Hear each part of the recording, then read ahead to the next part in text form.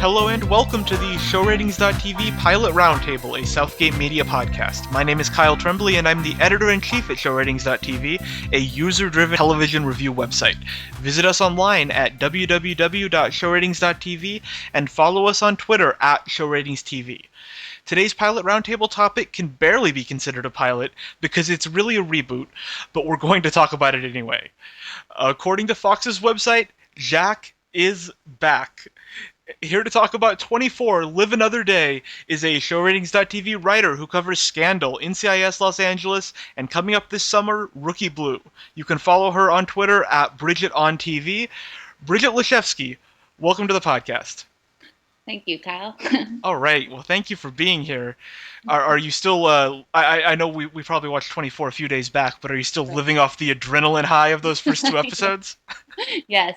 Jack is back, and it sort of feels good. I'm not gonna lie. I know, me too. It's 24 for some of us has a soft spot in our hearts. And I want to talk about that.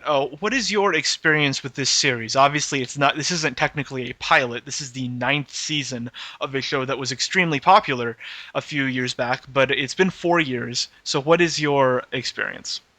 I didn't watch the show till the 4th season, and I sort of jumped in with Marwan and Dina and Baruza Raz and all that. But I got hooked on the 4th season, and then being that it was so long ago, I went to the local Blockbuster actually, and rented the first 3 seasons on DVD that summer, and sort of binge watched those, and was hooked, and then watched the seasons 5 through 8, then in real time, I guess.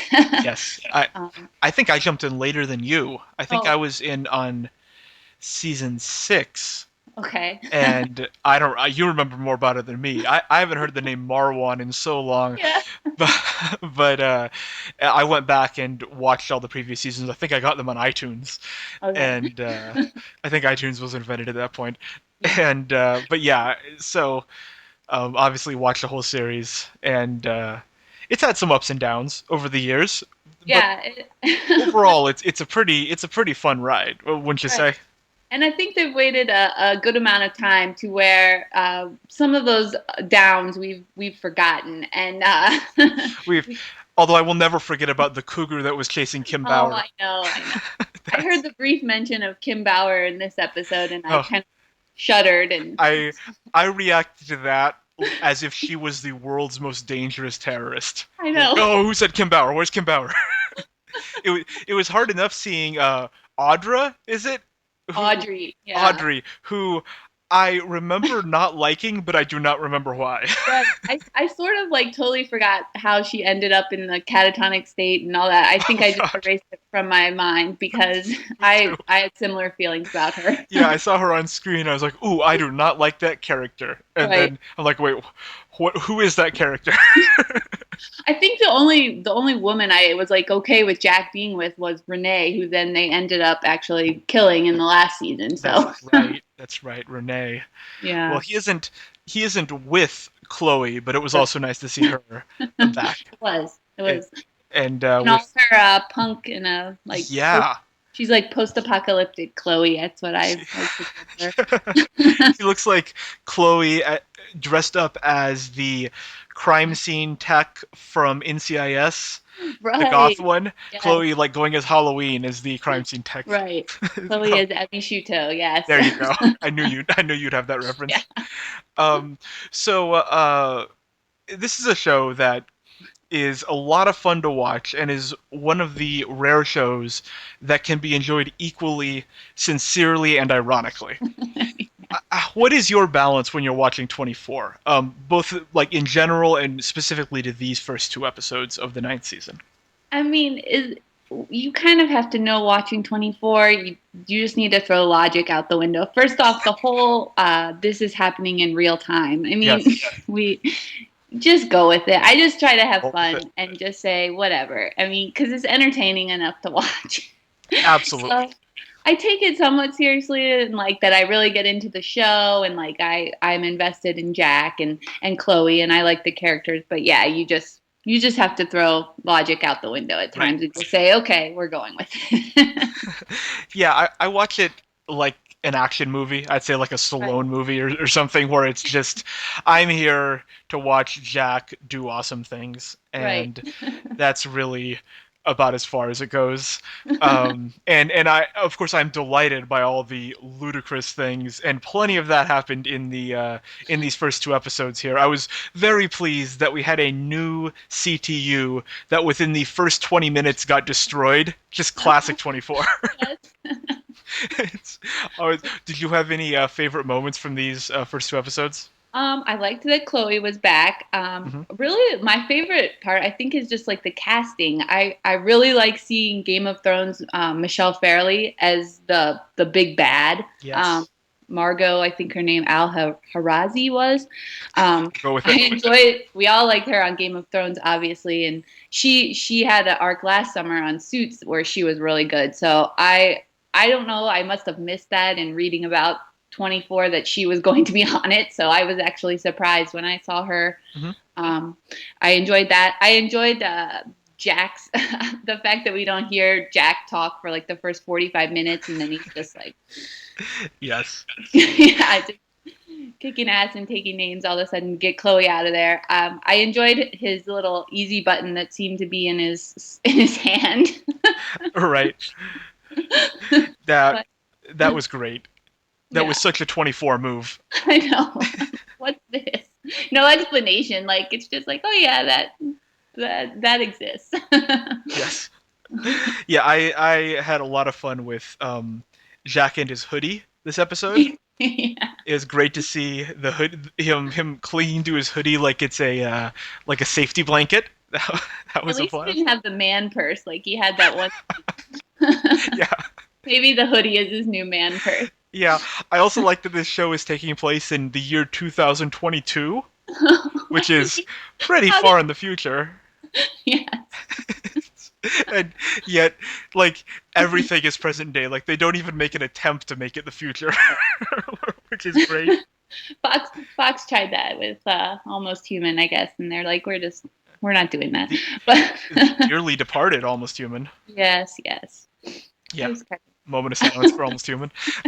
um, so, but I enjoyed the other casting. I enjoyed Yvonne Strahovski from yes. Chuck. I enjoyed seeing her. So and just bringing back Chloe and President Heller. I always enjoyed him. So I'm glad they sort of brought back the all characters that I enjoyed.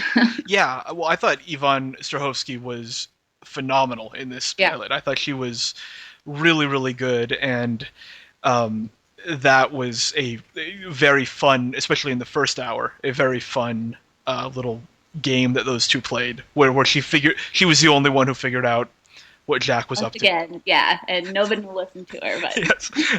Normally, there's always someone who figures it out. Whether it's usually it's Jack, but in this case, Jack was the bad guy, and then someone else had to figure it out and then not be listened to by by yeah, Central yeah. Command.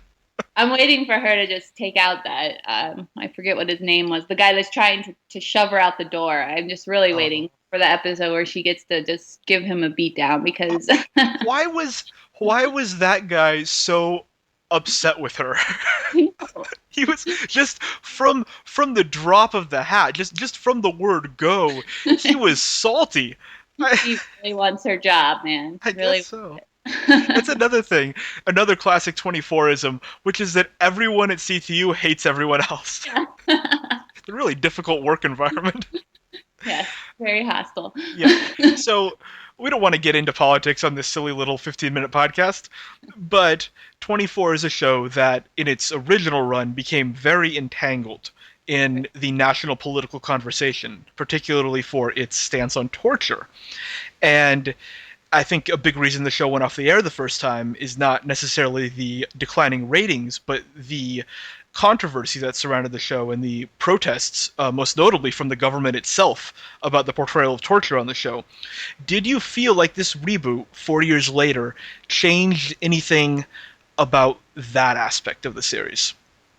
I didn't think that this reboot really differed or veered far off course of how the original 24 was. So it felt very much like the old 24. I found more so that I just feel like I'm much more numb to the violence that's on TV. Yeah, that's a good point. Yeah.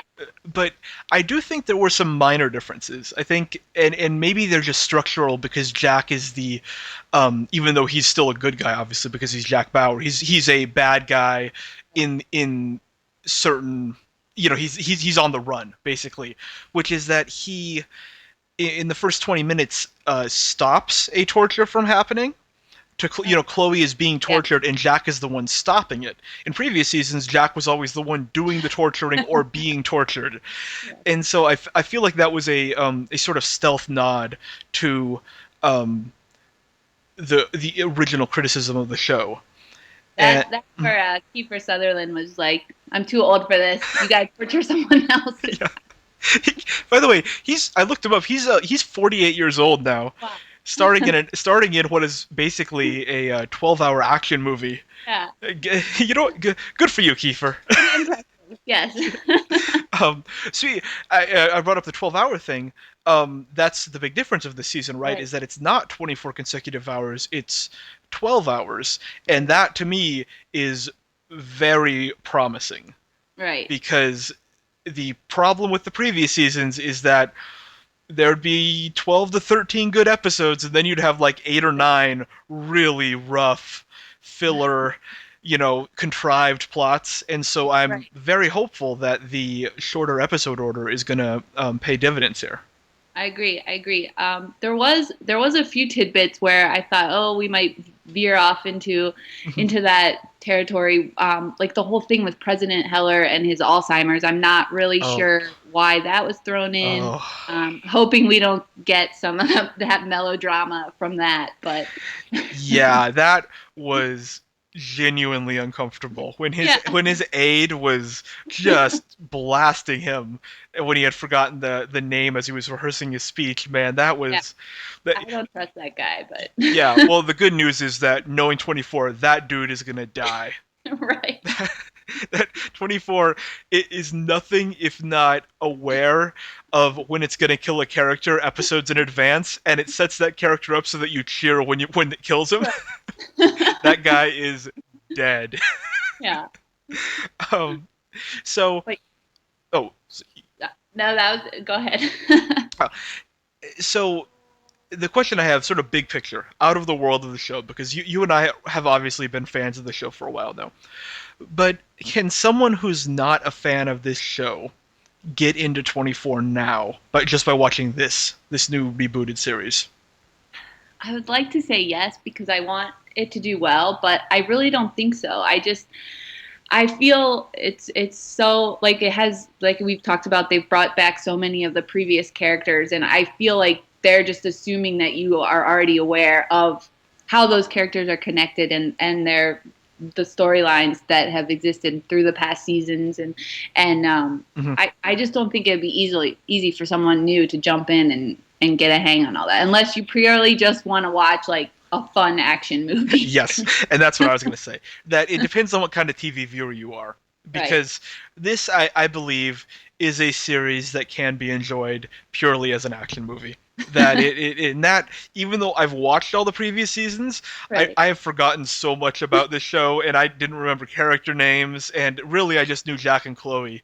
Yeah. And I'm pretty sure someone could glean that from reading Wikipedia. Yeah.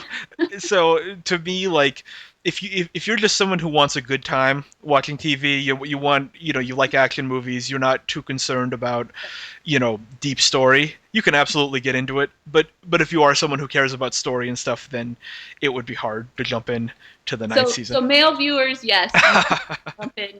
Female viewers who like having the story, we kind of like having the story to connect it all. Yeah. Maybe not so much. Yeah, I think that in broad terms we can say that.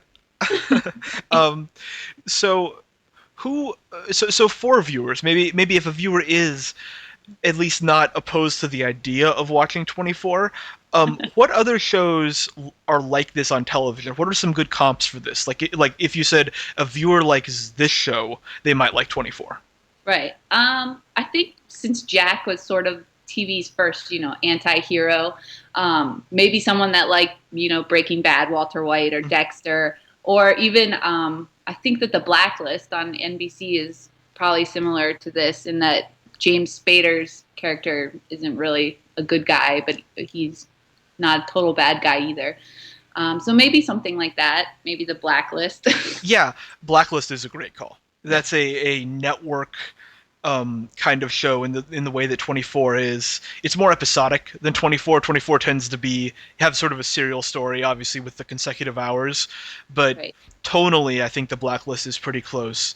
I think with a show like Breaking Bad, this would be for people who like the idea of Breaking Bad but didn't like all the talking. Maybe they like Breaking Bad, but only the action. Like they really like the train robbery episode of Breaking Bad, because this is pretty much the train robbery episode every week. so maybe fans of just if you like action movies. Really, the best I can say is that if you watch action movies on Netflix when you have free time, you're gonna enjoy 24. I can't imagine how you wouldn't. Right. So, Bridget, final segment, thumbs up or thumbs down on 24 Live Another Day? I'm thumbs up, enthusiastically. I'm excited. And I give an equally enthusiastic thumbs up. Obviously, from our conversation, I don't think that's any surprise to anyone. So Bridget, thank you for coming on this show. How can people keep up with you online? Just follow me on Twitter, I guess, at Bridget on TV. Awesome. Well, that concludes this episode of the ShowRatings.tv Pilot Roundtable. We invite you to check out this and other Southgate Media Group podcasts at southgatemediagroup.com and to read about, rate, and discuss all your favorite shows at ShowRatings.tv. You can follow me on Twitter at KyleLovesTV, Bridget at BridgetOnTV, and ShowRatings at ShowRatingsTV. Until next time, this has been Kyle Tremblay. Thanks for listening.